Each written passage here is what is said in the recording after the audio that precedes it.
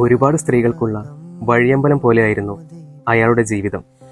അവസാനം ജ്വരക്കിടക്കയിൽ അയാൾ കിടക്കുമ്പോൾ അയാൾക്ക് കൂട്ടിന് ഒരു സ്ത്രീ മാത്രമേ ഉണ്ടായിരുന്നുള്ളൂ.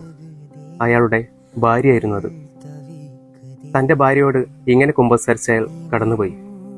കാക്ക പൊന്നായിരുന്നു എല്ലാം, നീയായിരുന്നു തനി തങ്കം.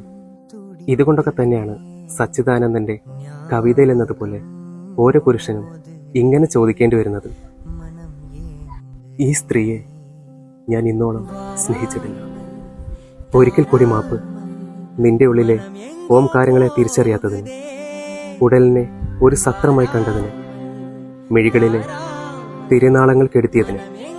എൻ്റെ പിഴ, എൻ്റെ പിഴ, ഞങ്ങളുടെ വലിയ പിഴ. ഇത് അവളെക്കുറിച്ചാണ്. ഇത് എഴുതിയത് ഒരു പുരോഹിതനും. അതെ, ഫാദർ ബോബി ജോസ് കട്ടിക്കാട്.